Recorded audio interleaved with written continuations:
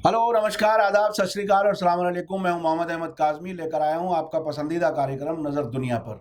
जैसा कि मैं अब से पहले भी बता चुका हूं कि मीडिया स्टार वर्ल्ड में नई-नई तब्दीलियां आ रही हैं। अब आपको एडिट हुआ हुआ कार्यक्रम मिल रहा है और अब हम इसका एरिया ऑफ एक्टिविटी यानी जो कवरेज का एरिया है वो हम बढ़ा रहे हैं।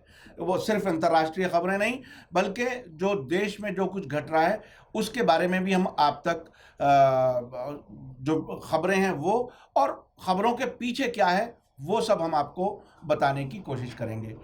आज मेरे साथ वरिष्ठ पत्रकार अनीस अहमद खान हैं, जिन्होंने आरएसएस और हिंदुत्व और बीजेपी और राम राज से लेकर के अब तक जो जो एक आइडियोलॉजी है उसको मुख्तलिफ रंगों में, मुख्तलिफ तरीक़ों से, मुख्तलिफ नज़रियात को बहुत नज़दीकी से पढ़ा है और नज़दीकी से समझा है।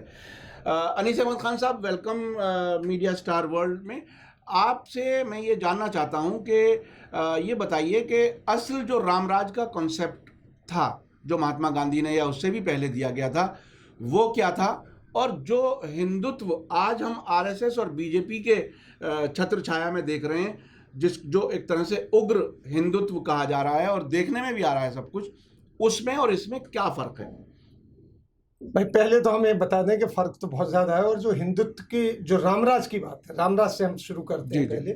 तो रामराज का कॉन्सेप्ट समझ लीजिए कि रामचरितमानस से आया है। तुलसीदास ने जब रामचरितमानस लिखी अकबर के ज़माने में, तो रामराज का कॉन्सेप्ट आया कि एक ये इस तरीके से एक सोसाइटी होना चाहिए जो आपकी एक आइडियल सोसाइटी ऐसी होगी कि जहाँ ताले नहीं लगेंगे और जहाँ पे सबको बराबरी का दर्जा होगा, इस तरीके से।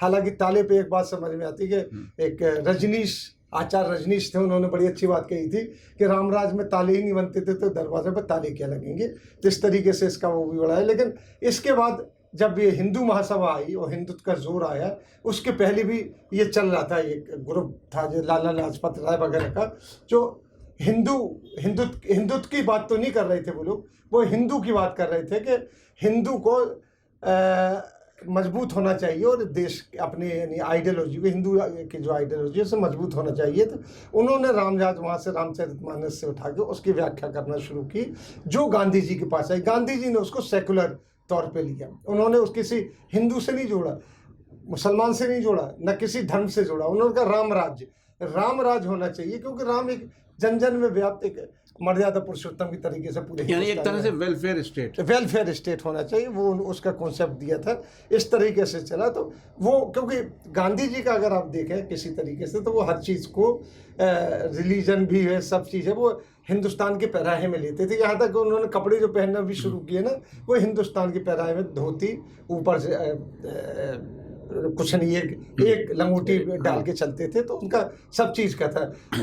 वैष्णव जन भी गाते थे वो, और जगपति राघव राजा राम भी गाते थे। इस तरीके से करते थे वो। तो ये कॉन्सेप्ट वहाँ से आया। अब ये कॉन्सेप्ट आगे जिस तरीके जब ये हिंदू महासभा बनी, जब सावरकर के आके, सावरकर जो स्टॉन्च हिंदुत्व की जो अवधारणा जो आई है, जिसको हिंदी में कहते हैं अवधारणा, यानी जो हिंदुत्व की कॉन्सेप्ट जो आया है, वो आया है सावरकर से। सावरकर पहले तो इतने नहीं थे। सावरकर का तो जो नई किताब देखिए कि तुम मांस भी खाते थे, गोश्त भी खाते थे। तो उन्होंने गांधी जी से ये भी कहा था कि तुम बगैर गोश्त खाए हुए, बगैर मीट खाए हुए आप अंग्रेजों से कैसे लड़ सकते हैं। गांधी ने उसको नहीं कहा, कुछ नहीं कहा था। लंदन में मिलने गए थे गांधी जी इनसे। गांधी जी मूवमेंट के लिए जो विदेश में इंडियंस थे उनसे अपना कॉन्टेक्ट कर रहे थे, तो उन्होंने ये कहा था। सावरकर इतने ओपन माइंडेड थे। लेकिन उसके बाद वो धीरे धीरे जब जेल में बंद हुए, सेलुलर जेल में बंद हुए, उसके बाद उनका कॉन्सेप्ट बदला। वो हिंदुत्व की तरफ आए, और हिंदुत्व की तरफ आए, कट्टर हिंदुत्व की तरफ आए। वो चाहते थे कि हिंदुस्तान, जो हमने बताया कि इनका लाला लाजपत राय का दिया हुआ नारा था, हिंदुस्तान। उसके ऊपर वो आ गए कि भाई, और उसको उन्होंने प्रमोट करना शुरू किया। प्रमोट करने के साथ साथ वो मुंजे और ये सारे लोगों ने उस हार्ड हिंदुत्व को लिया, क्योंकि उन्होंने देखा कि सॉफ्ट हिंदुत्व से काम नहीं चल रहा। क्योंकि उस वक्त गांधी भी थे, गांधी भी हिंदुत्व का लिए थे, वो बहुत सॉफ्ट हिंदुत्व था, हिंदुत्व नहीं था। वो धर्म था उनका, बड़ा सॉफ्ट धर्म था, वो हिंदुत्व नहीं थे, मुसलमान नहीं थे, उसको लिए थे। उन्होंने कहा अगर हमने राम का नाम इस तरीके से लिया या हिंदुत्व का नाम लिया तो लोग कहेंगे गांधी भी तो हिंदू है। तो उन्होंने उसको एग्रेसिव किया। उसके बाद अब ऐसे देखिए कि ये एग्रेसिव जो हिंदुत्व आया वो उसके करता धरता तो सावरकर है, लेकिन जो हेडगेवर है वो भी है, क्योंकि हेडगेवर की थे वो भी जब मुसलमानों से चिढ़ते थे, वो ये समझ कहते थे कि मुसलमानों ने हमारा ये सारा कुछ छीन लिया है। नागपुर में दंगा भी हुआ तो दंगा में भी बड़े आगे आगे थे हेडगेवर। और एक उनकी आदत थी, जब मस्जिद के सामने से कोई जुलूस निकलता था तो उसमें ढोल बजाने, पहले ऐसा होता था, आपने भी देखा होगा कि मस्जिदों के सामने से जुलूस वगैरह निकलते थे, ढोल नहीं बजते थे, तो वो ढोल लेके बजाते थे बड़े जोर जोर से, यानी झगड़ा किसी तरीके से ले। इसके बाद गोलवालकर आए, उनके जो प्रीडिसेसर थे जो उनके बाद आए, तो वो भी कहते थे कि मैंने अपने हाथों से एक काम लिया है, पत्थर मारा है मस्जिद में। तो ये हिंदुत्व जो आया है ये वहाँ से शुरू हुआ आरएसएस के साथ। आरएसएस जब आई तो वो हो गया। और अगर आप इसको सावरकर को पढ़े तो सावरकर ने हिंदुत्व की जो परिभाषा दी है वो कट्टरता के साथ दी है कि कट्टर क्या हिंदुस्तान के हिंदू रहेगा, हिंदुत्व रहेगा, हिंदुस्तान उसी को कहेंगे। और जो धर्म हिंदू इस धरती में पैदा नहीं है, भारत में पैदा नहीं है, उसकी कोई मान्यता नहीं होगी। तो उसमें दो ही धर्म आते थे उस जमाने में, आपका इस्लाम और दूसरा क्रिश्चियनिटी। ये उन्होंने बिल्कुल काट दी, इनके लिए सारी चीज़ें ख़त्म कर दी। और उसके पीछे अंग्रेज़ों की भी कॉन्स्पिरेसी तो थी।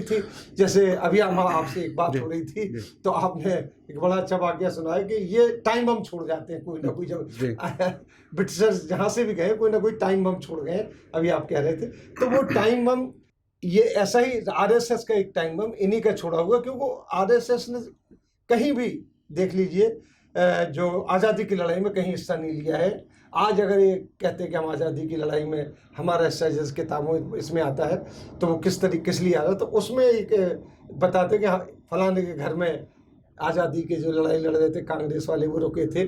तो इनका हिंदुत्व का जो वो है कट्टर, और वो कट्टर होता चला गया धीरे धीरे। अब उसकी पूरी तरीके से परिभाषा बदल गई, अब उसमें मुसलमान ही रह गया है कि हिंदुत्व माने एंटी मुस्लिम और लिंचिंग। अच्छा, अब जो पिछले 10-15 साल की ही बात अगर की जाए, जब वाजपेयी जी सरकार चला रहे थे उस जमाने में और अब, यानी इतने कम वक्त में जो बहुत तेजी से तब्दीली आई है। मतलब हम एनडीए की सरकार में भी रहे हैं जिसमें वाजपेयी जी 2 बार प्राइम मिनिस्टर रहे, और उससे पहले भी मुख्तलिफ स्टेट्स में बीजेपी की हुकूमतें नहीं हैं। इतना उग्र जो पब्लिक को जिस तरह से बनाया जा रहा है, जिस तरह से नफरत इंजेक्ट की जा रही है, और उसकी इंतहा ये है कि कहीं भी किसी को भी देख करके मॉब लिंचिंग हो जाती है, किसी को भी मार दिया जाता है। तो ये जो एक तरह से एक्सेलरेट हुआ हिंदुत्व का, वो क्यों हुआ और इसके क्या ताज़ा कारण क्या हैं? ये क्यों ऐसा नजर भाई? एक लौ तो 1925-23 में सुलगा दी थी कि हिंदी हिंदुस्तान, और वो चल रहा था, और पार्टीशन हुआ तो दंगे हुए। तो ये जो नफरत थी मुसलमान हिंदू के बीच में वो ज़्यादा बढ़ गई। चाहे वहाँ बांग्लादेश बना है, यहाँ हुआ, दंगे हुए, दंगों में क्या हुआ क्या नहीं, वो एक अलग स्टोरी है। और ये इसलिए बढ़ा कि इनकी कहीं सत्ता नहीं आ रही थी, बेचैन थे लोग सत्ता लेने के लिए। अब उसमें आप देखिए कि इनकी एक बार सत्ता आई है, अगर दक्षिण पंथियों की देखी जाए तो अटल बिहारी वाजपेयी के ज़माने में आई। तो अटल बिहारी वाजपेयी लिबरल जनसंघीय या आरएसएस के थे, वो हिंदू थे लेकिन हिंदुत्व को वो नहीं मानते थे। यानी बकौल क्या सब जानते हैं कि उनकी जब शिकायत हुई, एक बार नागपुर जाते थे तो एक मुसलमान का होटल था, उसमें वो मुर्गा खाने के लिए जाते थे चिकन, तो उनकी शिकायत की गई गोलवालकर से। उनका मुझे मालूम है, हाँ वो फलाने के स्कूटर में बैठ के जाता है, वो तो खाता है। तो इस तरीके के लोग थे। तो एक ज़माने में जब ये राम मंदिर, बाबरी मस्जिद वाला ये सब चल रहा था, उस ज़माने में जो रथ यात्रा लेकर के अडवाणी जी चले थे, और वो उस ज़माने के सबसे उग्र हिंदू लीडर समझे जाते थे, जिसके बारे में कहा जाता है कि उस जहाँ रथ यात्रा गई उसमें बहुत सी जगहों पर फसादात हुए, जिसको बिहार में जाकर के उन्हें अरेस्ट किया गया था। तो अब वो हिंदुत्व भी फीका पड़ गया, वो भी सिस्टम से बाहर हो गया। अब ये आखिर क्या इसे गुजरात ब्रांड ऑफ हिंदुत्व कहा जाए, या इसे क्या कहा जाए कि ये लोग समझ नहीं पा रहे हैं कि किस तरह से ये देखिए ये इसके वो जी, मुल्क जी, जिसमें जी, जी। पूरी दुनिया में एक पहचान हिंदुस्तान की, मैंने बहुत देशों की विजिट की है, हमेशा हर जगह लोग इस तरह से सवाल करते थे कि हिंदुस्तान में इतने धर्मों के मानने वाले, इतनी ज़बानों के बोलने वाले, ये सब लोग पीसफुली कैसे रह रहे हैं। तो ये एक तरह से हिंदुस्तान के सर पे ताज था, जो अब बहुत ज़्यादा एक तरह से बदनामी हो रही है। तो ये इसको आप क्या देख रहे हैं? यानी अब से 10-15 साल पहले का ही उग्र हिंदुत्व वाला लीडर आज वो अपने घर बैठा हुआ है, उसकी कोई अहमियत नहीं है, और एक नए किस्म का हिंदुत्व ये सत्ता की लड़ाई है, सीधी सीधी बात। यहाँ से आइडियोलॉजी बिल्कुल खत्म हो गई है। जो आइडियोलॉजी है आरएसएस की वो बिल्कुल खत्म हो गई। अब ये नफरत की आइडियोलॉजी आई है, जो जिसको कभी नहीं किया जाता, और इस नफरत की आइडियोलॉजी से इसको कट्टर हिंदुत्व कह के एक सत्ता दोबारा आ गई है। आप देखिए कि पूरी आजादी के अब तक आई है सरकारें, लेकिन 1 साल, उसके बाद फिर कांग्रेस आई 1 साल, वाजपेयी आए, पावरफुल आदमी थे, 1 साल रहे, एक टर्म रहे, उसके बाद फिर कांग्रेस आई। ये लगातार दूसरी बात है। इसलिए इन्होंने सोच लिया कि अब हिंदुत्व ही चलेगा, वो कट्टर हिंदुत्व ही चलेगा, जो चल रहा था ये 2014 से जो शुरू हुई अखलाक से के वजह से। अब उसमें आप देखिएगा कि जो ये दागवेल सी पड़ गई है। हालांकि अब भी 2014 में 30% था भाजपा वोट शेयर, यहाँ 35% है, ज्यादा नहीं बढ़ा है।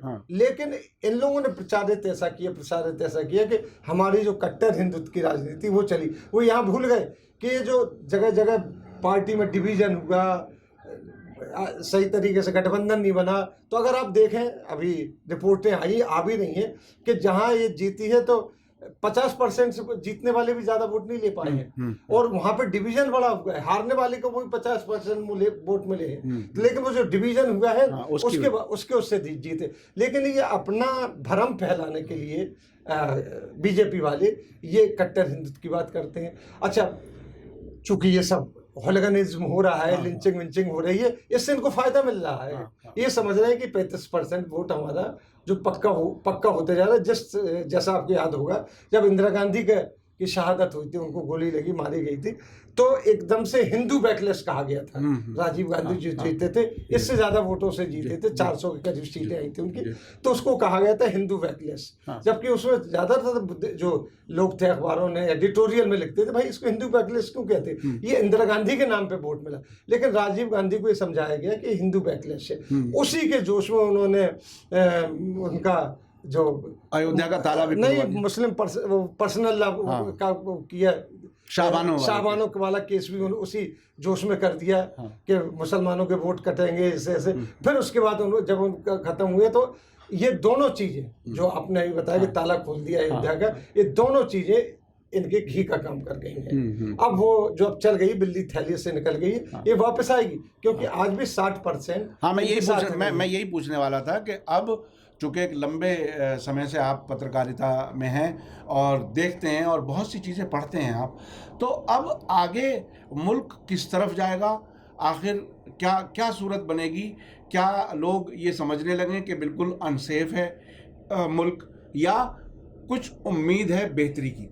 भाई देखिए, सेमी डिक्टेटरशिप जैसी हालात इस वक्त चल रही है, और जिस तरीके से जो अघोषित इमरजेंसी की बात भी चल रही है, जिस तरीके से देख रहे हैं कि कोई भी बिल आता है फटाक से पास हो जाता है, उसमें बहस भी नहीं हो रही है, सारी चीजें, तो इससे एक जमाने में फ्रस्ट्रेशन आएगा। जिस तरीके से आरएसएस में भी अब बीजेपी सरकार के प्रति एक वो होने लगी है कि अब ये सही तरीके से काम नहीं कर रही है, तो वहां भी रिजेंटमेंट हुआ, और एक इन्हीं के अंदर से एक विपक्ष निकल के आएगा, जिस तरीके से कांग्रेस के अंदर से निकल के आया विपक्ष। आज जितने विपक्ष हैं वो कांग्रेस से अंदर से ही निकले हुए हैं, तो इस तरीके से निकल के आएगा और मामला ठीक ठाक होगा, तो क्योंकि 60% अभी आपके साथ है।